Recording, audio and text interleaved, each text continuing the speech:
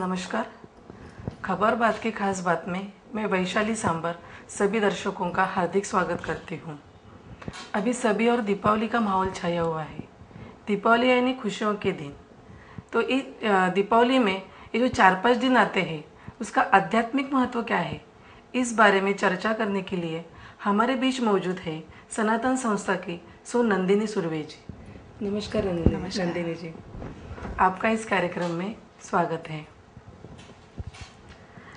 आप जो अभी दीपावली के बारे में जो जानकारी बताने वाली है, तो सबसे पहले बताइए कि दीपावली का अर्थ क्या है और इस दीपावली में कौन कौन से दिन आते हैं, जरा हमारे दर्शकों को आप बताइए। सर्वप्रथम सभी दर्शकों को मेरा नमस्कार। दिवाली ये जो शब्द है वो दीपावली से बना है। दीपावली अर्थात दीप अधिक आवली अर्थात दीपों की पंक्ति या कतार। अश्विन वद्य त्रयोदशी अर्थात धन त्रयोदशी, अश्विन वद्य चतुर्दशी अर्थात नरक चतुर्दशी, अमावस्या अर्थात लक्ष्मी पूजन और कार्तिक शुद्ध प्रतिपदा अर्थात बलि प्रतिपदा, ये 4 दिन दिवाली में आते हैं और इन 4 दिनों में दिवाली मनाई जाती है। कुछ लोग धनत्रयोदशी को समाविष्ट न कर शेष 3 दिनों की दिवाली है ऐसे भी मानते हैं। दिवाली के पूर्व वसुबारस और दिवाली के बाद भैया दूज ये त्योहार भी आते हैं। ये दिवाली के साथ आते हैं ना, इसलिए वो दिवाली में मनाते हैं। लेकिन वस्तुतः ये जो त्यौहार है वसुबारस और ये भैया दूज, ये जो त्यौहार है वो भिन्न है। तो आप बता रहे हैं ना कि दीपावली में ये वसुबारस और भैया दूज भी आती है। हाँ, तो जरा इस बारे में बताइए कि ये जो दीपावली आती है उसका ऐतिहासिक महत्व भी हमारे जरा दर्शकों को बताइए। ज़रूर। ऐतिहासिक पार्श्वभूमि ऐसी है कि जैसे हमें सभी को मालूम है कि प्रभु श्री राम अपने 14 बरस का वनवास खत्म कर जब अयोध्या लौटे तो जनता बहुत ही आनंदित हो गई और अपना आनंद व्यक्त करने के लिए उन्होंने सभी जगह दिए जलाए। तो वो दिन दीपावली का था और तब से ये दीपावली हम मनाते आ रहे हैं। और दूसरा कारण ये है कि जैसे हमें सभी को मालूम है कि भगवान श्री कृष्ण ने नरकासुर नामक दैत्य का वध कर जनता को भोगवृत्ति, लालसा, अनाचार इस दुष्ट प्रवृत्तियों से मुक्त कर जनता को दैवी विचार देकर सुखी किया। तो इसीलिए वर्षों वर्ष हम ये जो दीपावली है ना वो मनाते आ रहे हैं। जो पहला जो दिन शुरू होता है ना वसुबारस, तो उसके बारे में उस दिन हम क्या करते हैं और उसके बारे में दर्शकों को आप बताइए। ज़रूर। वसुबारस ये जो दिवाली के पूर्व आने वाला ये त्यौहार है। तो वसुबारस के बारे में ऐसी कथा है कि समुद्र मंथन जो हुआ था उसमें से 5 कामधेनु उत्पन्न हुई। उसमें से नंदा नामक कामधेनु से जोड़कर ये व्रत वसुबारस ऐसे बताया गया है। तो इस दिन सौभाग्यवती स्त्रियां जो होती हैं वो एकभुक्त रहकर प्रातः अथवा संध्या काल में गोवत्स गाय की पूजा करते हैं। तो ऐसा व्रत इस वसुबारस के दिन हम करते हैं। तो इसका महत्व मैं संक्षेप में बताने चाहूँगी दर्शकों को कि भारतीय संस्कृति में गौ अत्यंत महत्वपूर्ण और पूजनीय है। उसे माता भी कहते हैं। सत्वगुणी, अपने सानिध्य से दूसरों को पावन करने वाली, अपने दूध से समाज को बलिष्ठ करने वाली, अपने अंग प्रत्यंग अर्पण कर समाज के लिए उपयुक्त, खेतों में अपने गोबर की खाद द्वारा उर्वरता लाने वाली, खेत के लिए उपयुक्त बैलों को जन्म देने वाली और श्री कृष्ण को प्रिय एवं देव सभी देव जिसमें वास कर सके ऐसी पात्र गोमाता का इस दिन पूजन करते हैं। तो गोमाता हमारे लिए बहुत ही पवित्र और पूजनीय मानी जा रही है और ऐसा कहते हैं कि जहाँ गोमाता का संवर्धन और गोरक्षण होता है वही देश फल फूल जाता है, वही देश, समाज और राष्ट्र की समृद्धि होती है। और इसीलिए ये वसुबारस के तौर पर आज अगर हम देखेंगे तो समाज में गोहत्या का प्रमाण बहुत ही बढ़ गया है। तो इसलिए हमारा एक कर्तव्य है कि वसुबारस के माध्यम द्वारा इस व्रत के लिए हम एक प्रण करें कि कभी भी गोहत्या जहाँ हो रही है उसे हम रोकने की कोशिश करें। गोहत्या, गो संवर्धन और गोरक्षण करने का हम प्रयत्न ज़रूर करें। तो यही हमें वसुबारस दर्शाती है कि ये व्रत हमें करना चाहिए। अपने वसुबारस के बारे में जो बताया ना, तो उसके बाद जो आता है ना धनतेरस आता है, तो धनतेरस के बारे में जरा दर्शकों को बताएं। त्रयोदशी जो है, जिसे हम सभी जानते हैं, तो उसे बोली भाषा में धनतेरस ऐसे भी कहते हैं। तो इस दिन व्यापारी जो है वो अपनी तिजोरी का पूजन करते हैं। व्यापारी वर्ष जो होता है वो दिवाली से दिवाली तक ऐसे होता है। तो इस दिन जो व्यापारी होते हैं अपने हिसाब की नई बहिया भी इस दिन लाते हैं। तो जिस कारण हमारा जो जीवन है, जीवन का पोषण है, वो सुचारू रूप से चालू है, उस धन की इस दिन पूजा करते हैं। यह धन अर्थात शुद्ध लक्ष्मी। श्री सूक्त में कहा गया है कि वसु, जल, वायु, अग्नि और सूर्य है, ये धन ही कहा गया है। तो यही धन महत्वपूर्ण है और यही खरी लक्ष्मी है, अर्थात अलक्ष्मी यानी केवल पैसा अनर्थ करता है।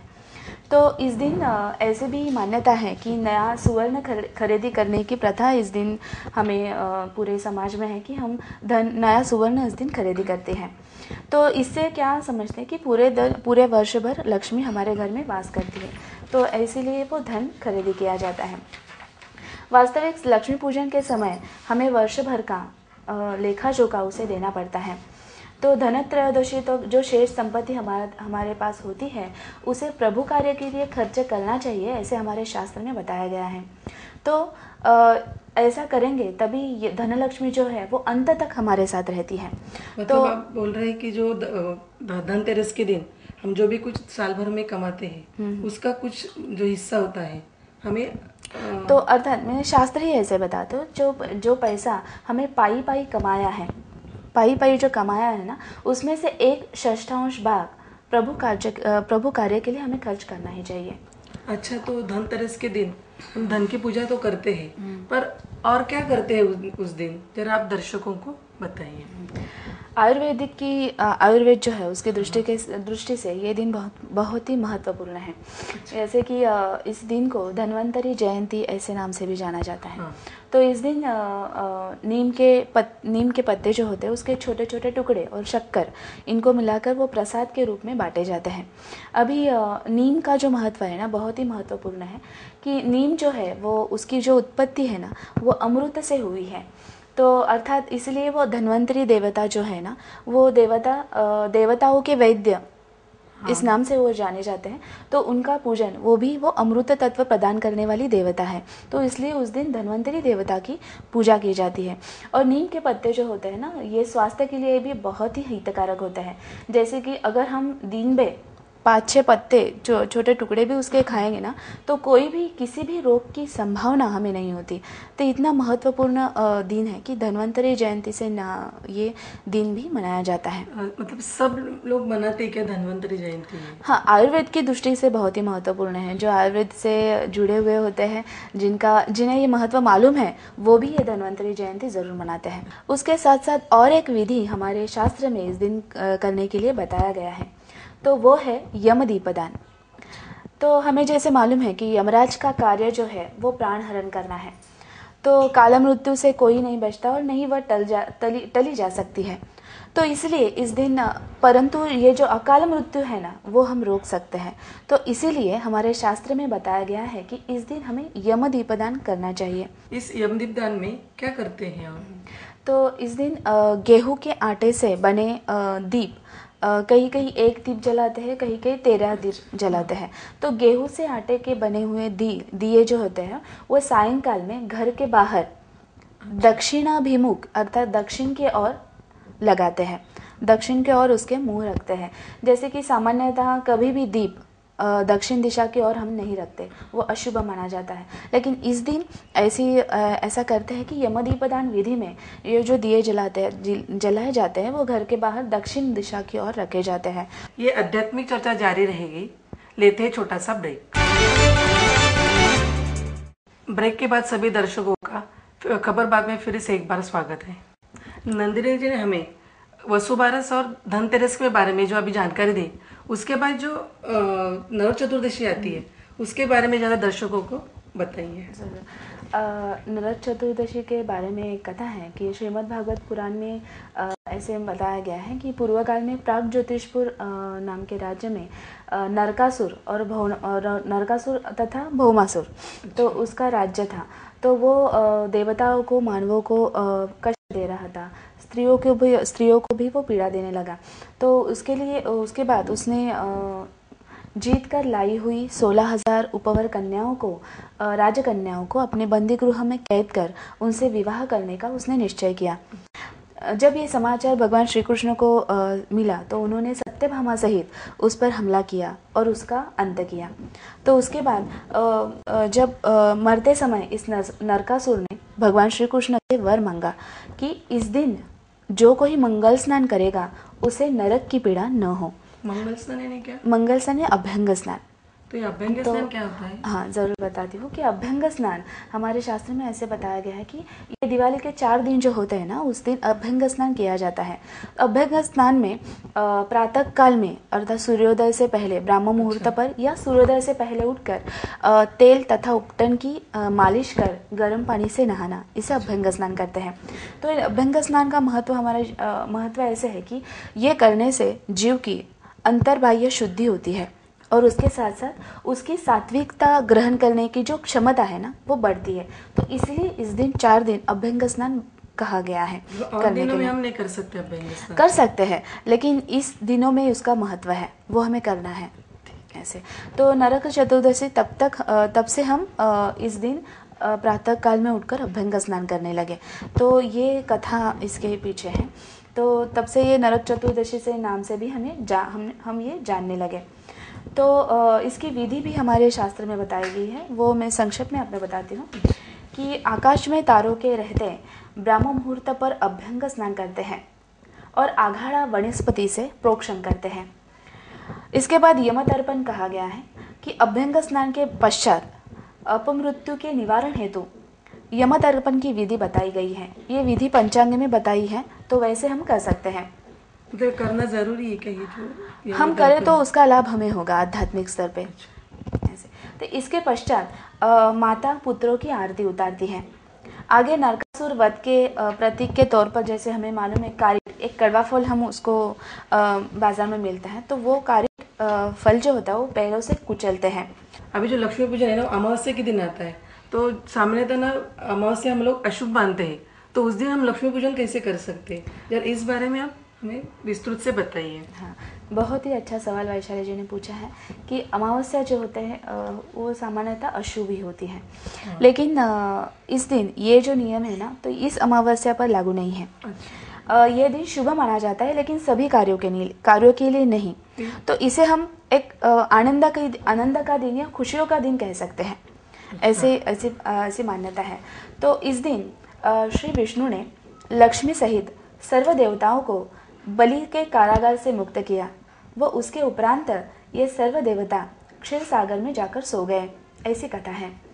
ऐसा बताया गया है कि उनके प्रत्यर्थ प्रत्येक व्यक्ति अपने घर घर पर सर्व सुखोपभोगों की उत्तम व्यवस्था करे व सर्वत्र जीव चलाए। ऐसे इस लक्ष्मी पूजन के दिन कहा गया है। तो इसके त्योहार ये जो मनाते हैं ना, उसकी पद्धति में थोड़ा बताना चाहूँगी कि प्रातः काल में मंगल स्नान कर देव पूजा, दोपहर में पार्वन श्राद्ध व ब्राह्मण भोजन एवं संध्या काल में फूल पत्तों से सुशोभित मंडप में लक्ष्मी, विष्णु इत्यादि देवता व कुबेर की पूजा, यह इस दिन का विधि है। तो लक्ष्मी पूजन करते समय कैसे करते हैं वो बताती हूँ मैं। लक्ष्मी पूजन करते समय एक चौकी पर अक्षत से अष्टदल कमल अथवा स्वस्तिक बनाकर उस पर लक्ष्मी की मूर्ति की स्थापना करते हैं। लक्ष्मी के समीप ही कलश पर कुबेर की प्रतिमा रखते हैं। उसके पश्चात लक्ष्मी इत्यादि देवताओं को लौंग, इलायची व शक्कर डालकर तैयार किए गए गाय के दूध से बने खोए का नैवेद्य दिखाते हैं। धनिया, गुड़, चावल की खीलें, बताशा इत्यादि पदार्थ लक्ष्मी को चढ़ाकर तत्पश्चात आप्तेष्टों में बांधते हैं। ब्राह्मणों को व अन्य क्षुधा पीड़िताओं को भोजन करवाते हैं। रात में जागरण करते हैं। पुराणों में कहा गया है कि कार्तिक अमावस्या की रात लक्ष्मी सर्वत्र संचार करती है। वह अपने निवास के लिए वो योग्य स्थान ढूंढती है जहाँ स्वच्छता, शोभा व रसिकता दिखती है, वह तो वो आकर्षित होती ही है। कई लोग पैसे प्राप्त करने की जो कला है उसको तो साध्य करते हैं, लेकिन परंतु उसे संजोए रखना, उसको जमा संजो करके। हाँ उसको संजो कर रखने की कला ज्ञात न होने के कारण उनसे अनावश्यक खर्च होकर पैसा शेष ही नहीं रहता। सारांश में पैसा प्राप्त करने की अपेक्षा उसे संजोना, संभालना और वह यथोचित उसे खर्च करना महत्वपूर्ण है। तो धन को कैसे संभालना चाहिए ये हमें कुबेर देवता सिखाती है। इसलिए हम लक्ष्मी जी के साथ कुबेर जी की पूजा करते हैं क्योंकि वो धनाधिपति हैं। इसलिए इस पूजा हेतु लक्ष्मी व कुबेर देवताओं का उल्लेख इस शास्त्र में हमें बताया गया है।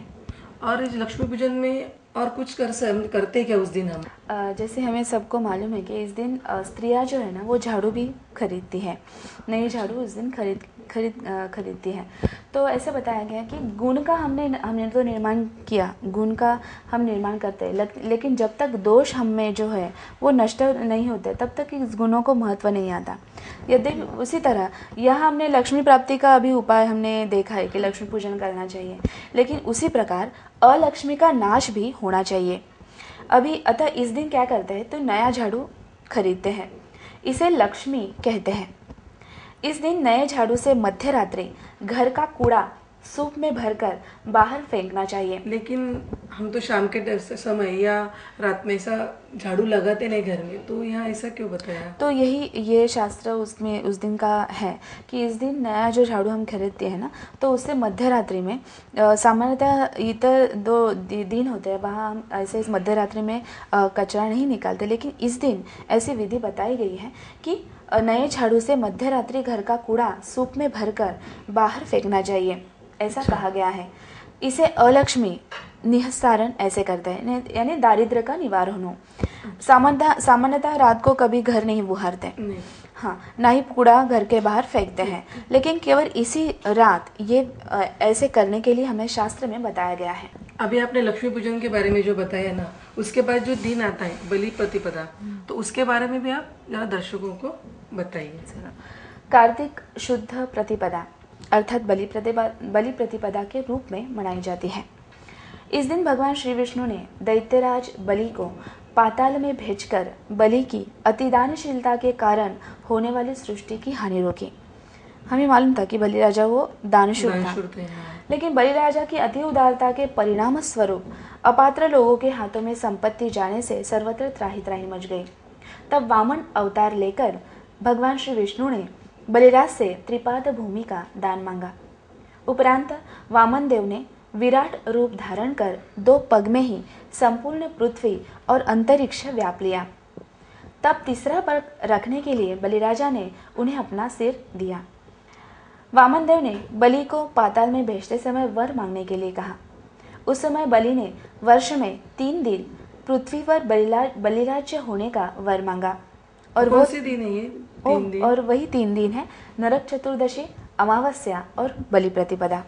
तो उस दिन उनका ही राज्य होता है। हाँ, तो धर्मशास्त्र कहता है कि बलि राज्य में शास्त्र द्वारा बताए गए निषिद्ध कर्म छोड़कर लोगों को अपने मनानुसार आचरण करना चाहिए। अब ये निषिद्ध कर्म कौन से है मैं बताती हूँ कि अभक्ष भक्षण अर्थात मांसाहार सेवन, अपेय पान अर्थात निषिद्ध पेय का सेवन और अगम्य गमन अर्थात गमन न करने योग्य स्त्री के साथ सहवास।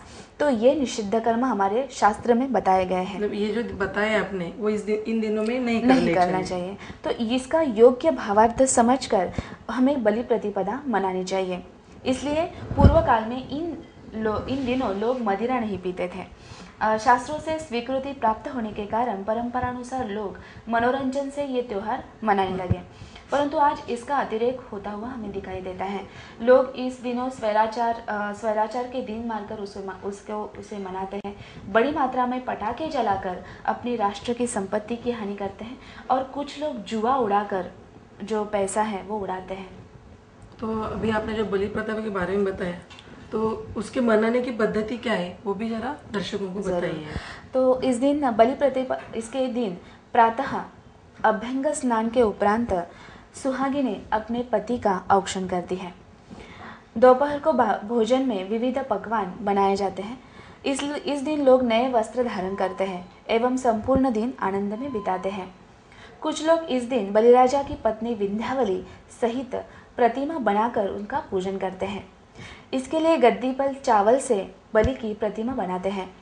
इस पूजा का उद्देश्य है कि बलिराजा वर्षभर अपनी शक्ति से पृथ्वी के जीवों को कष्ट न पहुंचाए तथा अन्य अनिष्ट शक्तियां जो उसको शांत रखें।